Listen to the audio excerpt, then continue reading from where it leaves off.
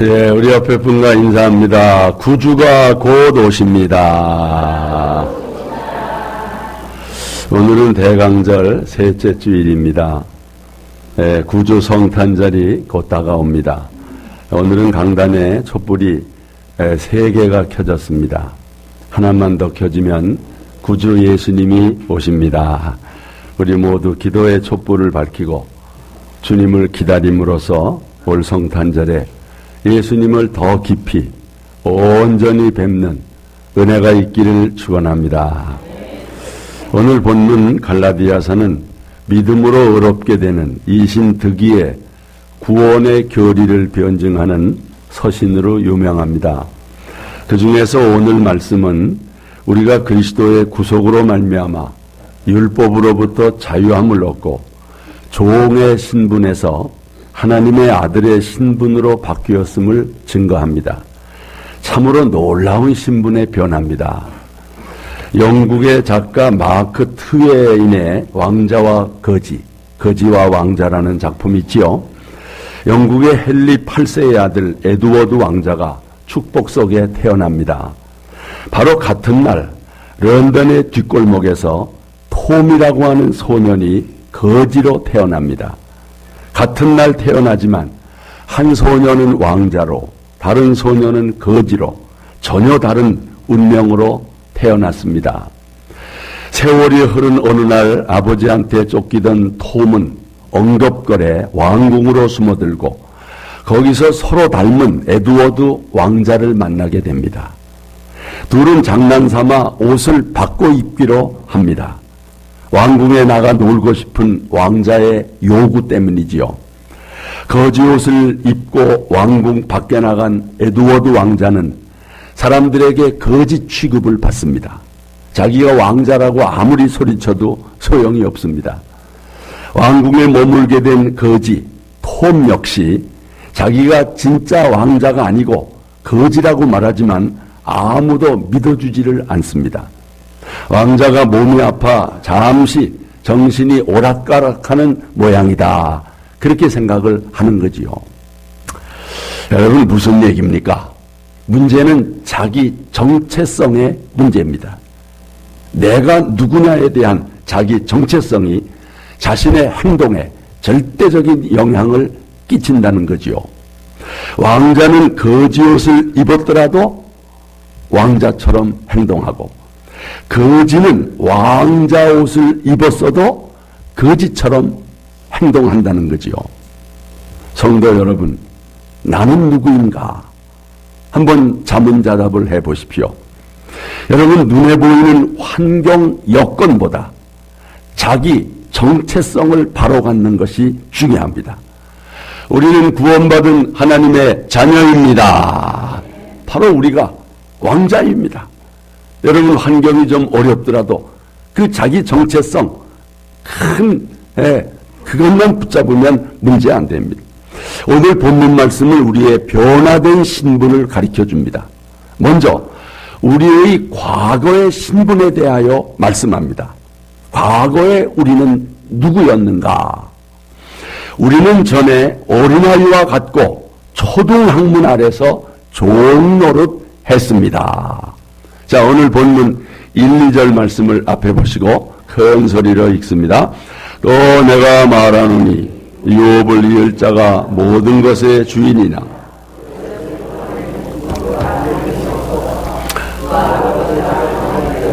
후견인과 청지기 아래 있나니. 아멘. 이 말씀을 우리 쉬운 성경으로 한 번 더 읽겠습니다. 상속자는 모든 것의 주인이지만 어릴 때는 종이나 다름없으며 아버지가 정한 때까지는 보호자나 재산관리인 아래 있습니다. 여러분 우리는 전에 어리고 연약한 자로 후견인과 청지기 아래 있었다는 거예요.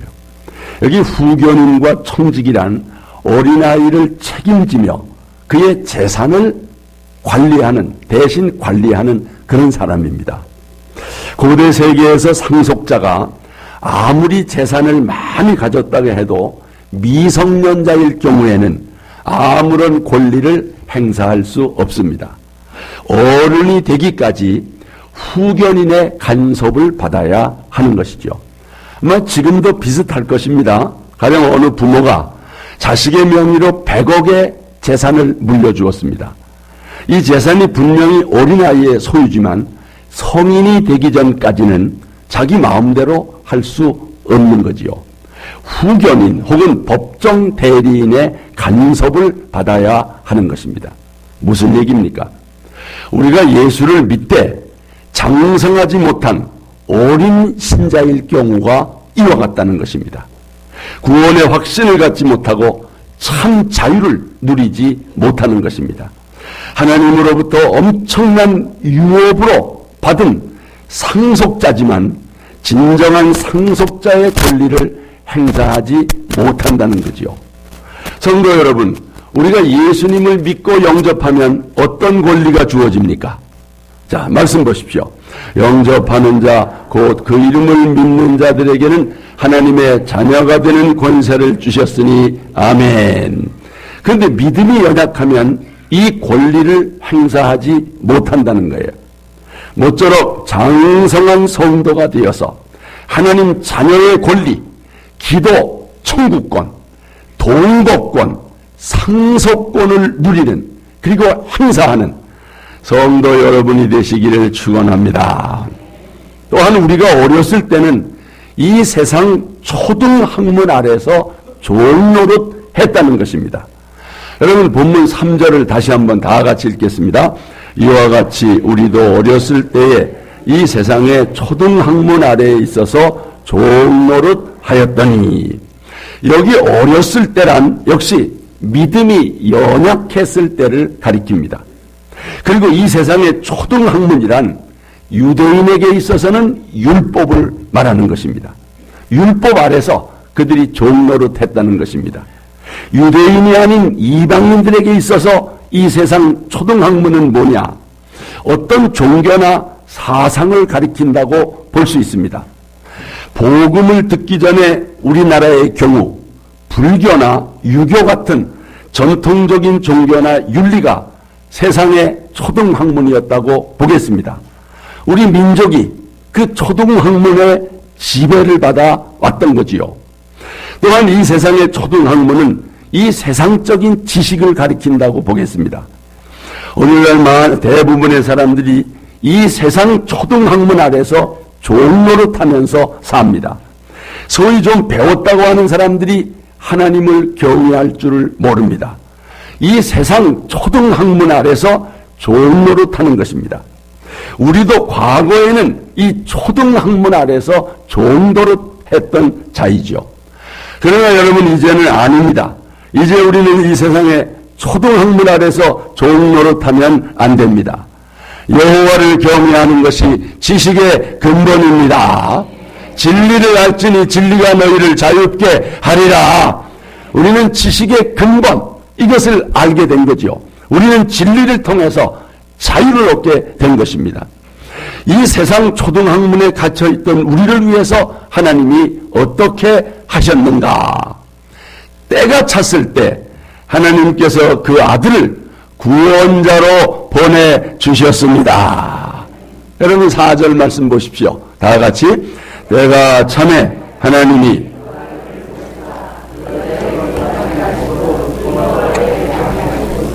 여러분, 여기 아들을 보내사라고 하는 말은 예수님의 신성을 가리키는 거예요. 왜? 예수님은 하나님의 아들. 그러니까 예수님도 하나님이지요. 또 여자에게서 나게 하셨다는 것은 예수님의 인성을 가리키는 거예요. 하나님의 아들이 여자에게 태어났으니까 사람이 되었다는 거지요. 태초부터 말씀으로 계셨던 예수님께서 우리를 구원하시기 위해 성육신 하셨습니다. 이게 구주 성탄입니다. 그러므로 하나님이 보내주신 하나님의 아들 예수 그리스도만이 우리의 구원자이심을 믿습니다. 오늘날 이단의 교주들은 자기가 메시아라는 거예요. 자기가 그리스도라는 거예요. 신천지의 이만희는 자기가 보혜사라는 거예요. 여러분, 우리나라의 자칭 메시아다, 내가 구원자라고 라고 주장하는 사람이 아마 좋기 100명은 넘을 거예요. 예. 여러분 모두 가짜 메시아입니다. 성경에 약속된 진짜 메시아가 되려면 적어도 5가지가 충족되어야 합니다. 5가지가 뭐냐? 첫째는 여자의 후손이어야 합니다. 하나님께서 그 사탄에게 에덴 동산에 하신 말씀, 여자의 후손은 내 머리를 상하게 할 것이요. 여러분, 이게 여자의 후손이 이게 메시아를 말하는 거거든요. 예. 여러분, 이 세상의 모든 사람은 다 남자의 후손입니다. 아담의 후손입니다. 다 죄인들입니다. 여자의 후손으로 태어나려면 성령으로 잉태해야 합니다. 예수님은 여자의 후손으로 오셨기에, 성령으로 잉태되었기에 예수님만이 우리의 구원자이심을 믿습니다. 여러분, 이 말씀 한번 보세요. 다 같이. 이 일을 생각할 때 주의 사자가 현몽하여 가로되 다윗의 자손 요셉아, 내 아내 마리아 데려오기를 무서워하지 말라. 그에게 잉태된 자는 성령으로 된 것이라. 갈라디아의 말씀 보세요. 때가 참에 하나님이 그 아들을 보내사 누구에게 나게 하시고 여자에게서 나게 하시고. 여러분, 아담의 후손들, 남자의 자녀들이 메시아라고 까불면 믿어야 돼요, 안 믿어야 돼요? 믿을 수가 없는 것입니다. 메시아는 여자의 후손입니다. 아담의 후손은 안 됩니다. 죄 있는 사람은 안 됩니다. 남자에게서 태어난 것들이 메시아라고 까불고 있는 거야. 이건 안 돼, 안 되는 거예요. 둘째, 유다 족속 다윗의 자손이어야 메시아입니다. 메시아는 다윗의 자손으로 오신다고 이미 하나님께서 예언하신 거예요. 자, 이 말씀 보세요. 다 같이. 귀가 유다를 떠나지 아니하며, 사실 이 귀라는 게 무슨 홀, 예, 어떤 그 하나님의 통치, 예, 바로 이게 사실은 메시아입니다. 유다를 떠나지 아니하며. 우리 이사야 11장 1절 말씀 보세요. 다 같이. 예새의 줄기에서 한 싹이 나며 그 뿌리에서 한 가지가 나서 결실할 것이요. 이새가 누구예요? 다윗의 아버지 아닙니까? 예수님 메시아를 예언하는 말씀입니다. 여러분, 예수님은 다윗의 자손으로 오셨습니다. 그러니까 예수님이 진짜 메시아지요. 이 말씀 보세요. 다 같이. 아브라함과 다윗의 자손 예수 그리스도의 세계라. 계보라. 여러분, 다윗의 후손이 아닌 것들이 메시아라고 까불면 속지 마시기를 바랍니다. 에? 셋째, 우선 태어나는 장소가 어디여야 합니까? 어디서 태어난다 그랬어요? 베들레헴에서 태어난다 그랬어요. 메시아는 베들레헴에서 태어난다고 예언되었어요. 자, 말씀 보십시오. 다 같이. 베들레헴아 에브라다야, 너는 유다 족속 중에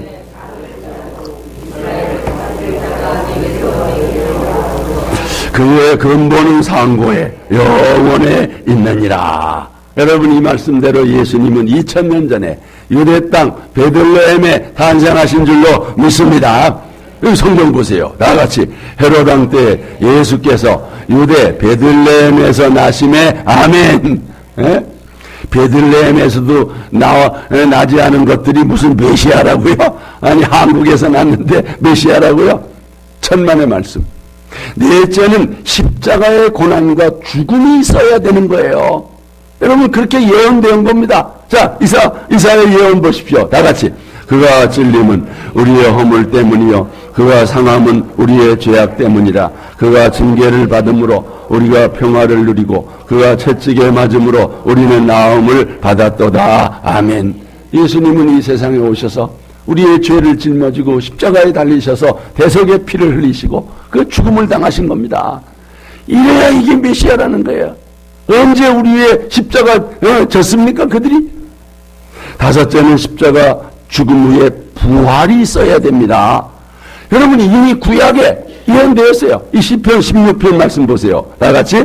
이는 주께서 내 영혼을 수월해 버리지 아니하시며 주의 거룩한 자를 멸망시키지 않으실 것임이니이다. 이게 구약에 이미 부활을 예언하는 거예요. 내 영혼을 수월해 버리지 않는다. 죽음해 버리지 않는다. 부활하신다는 거예요. 예수님이 십자가에 죽으신 후에 3일 만에 사망 권세를 이기고 부활하셨습니다. 부활하신 다음에 많은 제자들에게 보이고 500여 형제들에게 동시에 보이고 예수님 부활을 스스로 입증하신 것입니다. 이 5가지가 충족된 예수 그리스도만이 우리의 구주이심을 믿습니다. 절대로 이 예수님 말고 어떤 메시아 속지 마시기를 바랍니다. 있을 수 없는 게. 그럼에도 얼마나 많은 사람들이 속고 있는지 몰라요. 너무너무 안타까워요. 예? 문선명에게 속고 박태선이에게 속고 이만희에게 속고 지금도 또 속고 있고, 여러분 예수 그리스도 외에 없습니다. 예수님께서 세상에 오신 것은 우연한 일이 아닙니다. 하나님께서 영원 전부터 계획하신 것입니다. 때를 정하셨다가 그 때가 참에 독생자를 보내주신 것입니다. 때가 찼다는 것은 메시아를 보낼 적기가 됐다는 것입니다. 당시 역사는 예수님 태어나실 때 그 당시 역사를 보면 너무나도 정확하게 과연 때가 찼구나, 적기였구나, 이걸 알 수가 있는 거지요. 여러분, 뭐가 그렇게 적기였느냐? 첫째는 정치적인 준비로 로마 제국의 통일이 이루어졌습니다. 온 세상이 로마의 지배 아래 비교적 평화로운 상태에 있었습니다. 이것이 복음 전파에 아주 좋은 여건이 되었던 거지요. 큰 전쟁이라도 있었다면 예수님께서 태어나실 수가 없는 거예요. 둘째는 로마로부터 시작하는 도로망은 제국의 각지로 뻗치고 있었어요. 우리나라도 전국 도로가 잘 돼 있죠. 예? 당시 로마가 도로망이 잘 돼 있었어요. 그래서 모든 길은 어디로 통한다? 로마로 통한다, 이런 말이 나올 정도입니다. 사도 바울이 복음을 들고 이 도로망을 떠나서 전 세계 각지로 복음 들고 나가는 절호의 기회가 됐다는 것입니다. 세 번째는 문화적인 준비로 헬레니즘 문화의 통일입니다. 로마 제국은 히라보, 그리스어입니다. 그리스어. 이것을 상용어로 학문적 언어로 채택했습니다. 히라보를 아는 사람은 로마 제국 어느 곳에든지 소통이 가능합니다. 복음이 각처에 신속히 전파될 수 있었던 것은 신약성경이 또 히라보로 기록되어 있었기 때문에 누구나 이해될 수 있고 더 전파될 수 있었던 거지요. 이렇듯이 때가 참에 아주 적기가 되었다. 로마 제국의 정치적인 안정, 발달된 교통수단, 통일된 언어가 정말 전 세계로 하여금 한 이웃이 되게 됐고, 이때말로 그리스도가 오실 적기였다고 생각을 해서 하나님이 약속대로 구주 예수님을 보내주신 줄로 믿습니다. 할렐루야, 할렐루야.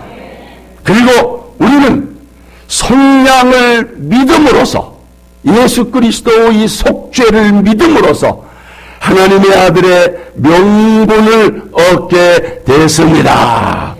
때가 찼을 때 하나님께서 그 아들을 보내주사 십자가에서 우리의 죄를 성량하심으로써 우리로 하여금 하나님의 아들이 되게 하셨습니다. 오늘 본문 4절을 다시 한번 읽겠습니다. 다 같이. 율법 아래 있는 자들 속량하시고. 여러분, 이 속량이라는 말은 노예제도에서 온 말이에요. 값을 지불하다, 대가를 치렀다는 뜻입니다. 노예를 살 때 몸값을 지불하는 것을 속량이라고 합니다. 바로 예수님의 십자가의 속죄, 대속을 뜻하는 말씀입니다. 예수님께서 죄인된 우리를 대신하여 십자가에 달리심으로써 우리의 죄를 속량하셨습니다. 우리의 죄값을 위해 피값을 지불하고 우리를 사서 하나님의 자녀로 삼아 주신 것입니다. 이제 예수 믿은 우리에게 놀라운 신분의 변화가 왔습니다. 노예였던 우리가 자유인이 됐습니다. 종이었던 우리가 아들이 됐습니다. 여러분, 본문 5절 다 같이. 율법 아래 있는 자들을 속량하시고 우리로 아들의 명분을 얻게 하려 하심이라. 이 아들의 명분이라는 것이 바로 양자가 됐다는 것이. 여러분, 종과 아들의 신분의 차이는 하늘과 땅입니다. 양자가 된 자는 영원히 아들이 되고 모든 법적 권리를 갖게 되는 것입니다. 여러분, 오늘도 여러분이 만약에 삼성의 이건희 회장의 양자가 된다면 삼성 재벌의 상속자가 되는 것입니다. 그런데 양자를 삼아줍니까? 안 삼아줍니까? 어림도 없습니다. 진짜 자기 자식이라도 어서 나타나면 아니라고 그래. 내 아들 아니라고. 왜? 재산이 가야 되니까 안 된다는 거예요. 그러므로 하나님께서 우리를 양자로 삼아 주셨습니다. 여자들은 양녀로 삼아 주신 겁니다. 너무 양자 하니까 기분 나빠하지 마시고 양자나 양녀나 다 똑같아. 여자분들은 대개 이게 남자 중심으로 썼는 거. 그러니까 어떤 데는 뭐 하나님 어머니 뭐 하나님 어머니라고 그럴 건 뭐 있습니까? 하나님 아버지. 하나님의 교회라고 하는 이단은 하나님 어머니. 무슨 어머니 하나님, 무슨 잠길자 하나님. 잘못된 것입니다. 여러분, 우리를 양자로 삼아 주셨습니다. 양자는 후사요 상속자입니다. 독생자 예수 그리스도와 진리와 지위가 똑같은 후사입니다. 자, 이 말씀 보세요. 다 같이.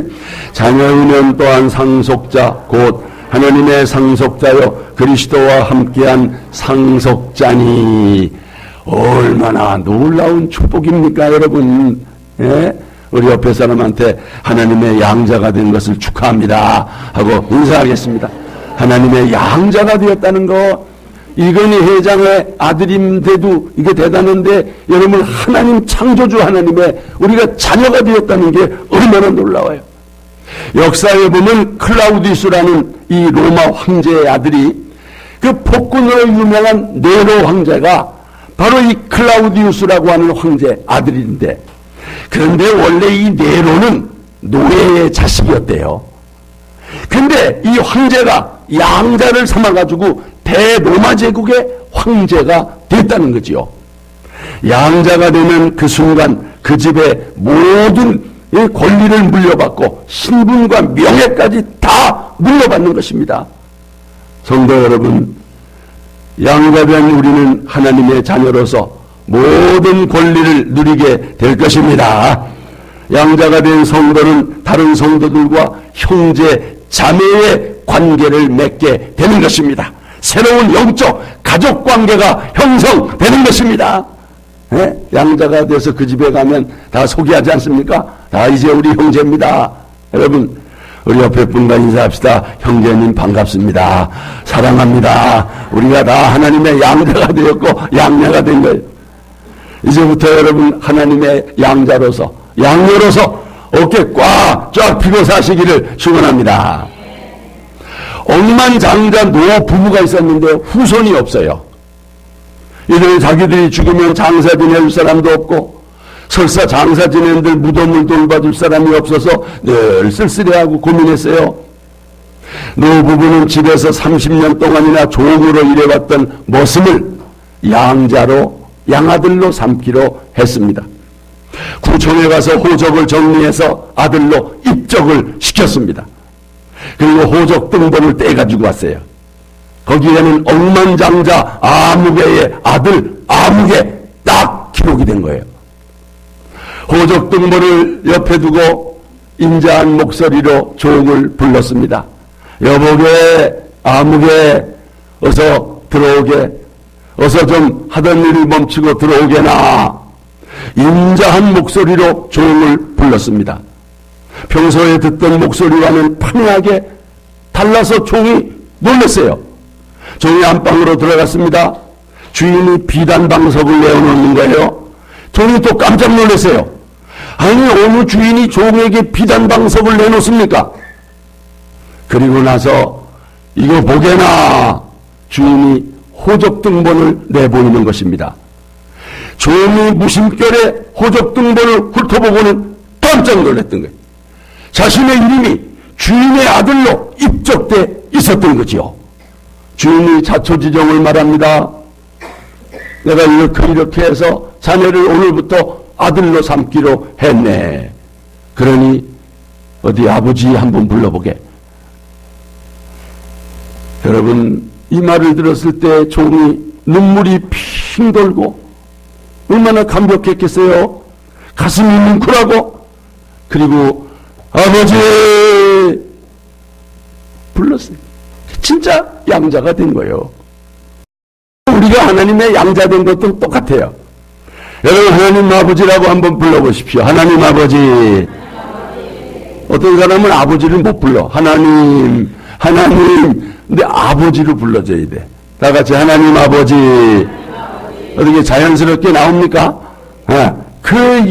근데 이게 성령의 역사입니다. 이게 진짜 성령의 역사야 하나님의 아버지가 되는 거예요. 이 말씀 한번 보세요. 다 같이. 너희는 다시 무서워하는 조음의 영을 받지 아니하고 양자의 영을 받았으므로 우리가 아빠 아버지라고 부르짖느니라. 아멘. 아빠 아버지, 하나님 보고 아빠 아버지, 이게 성령의 역사입니다. 또 이 말씀 한번 보세요. 너희가 아들인 거로 하나님이 그 아들의 영을 우리 마음 가운데 보내사 아바 아버지라고 부르게 하셨느니라. 아멘. 하나님을 아버지라고 부르게 된 거 감사하시기를 바랍니다. 전에는 종과 주인의 관계였습니다. 복종하지 않으면 야단 맞고 벌 받습니다.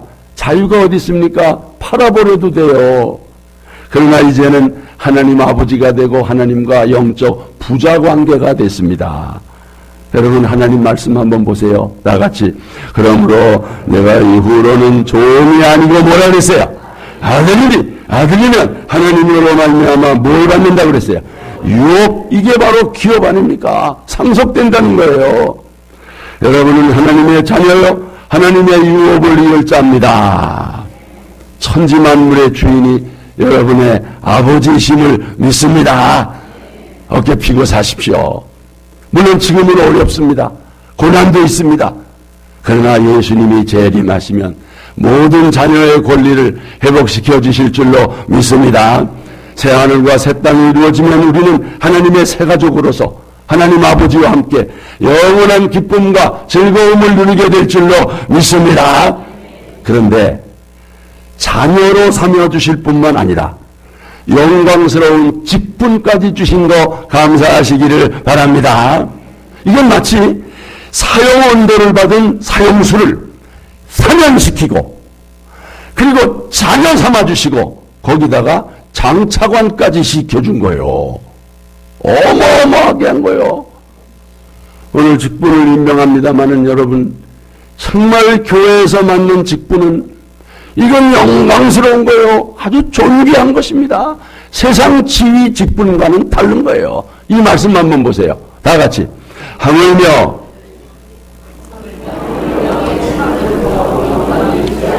여러분, 영의 직분이 영광스럽습니다. 세상 직분은 참 어려운 거예요. 대통령이 되는 것이 영광 같기도 하고. 여러분 보십시오. 사도 바울은 하나님께서 맡겨주신 직분에 대해서 너무나도 감사하다고 고백했어요. 이 말씀 보세요. 그리스도 예수 우리 주께 내가 감사함은 나를 충성되이 여겨 뭘 맡기셨다 그랬어요? 직분을 맡기셨으니 그게 무슨 직분입니까?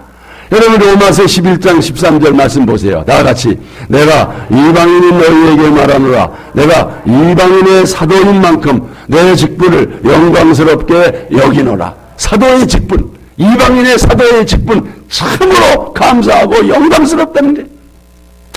여러분, 교회 직분은 하나님 나라를 위해서 일하라고 주신 직분입니다. 세상의 어떤 지위와도 비교할 수 없습니다.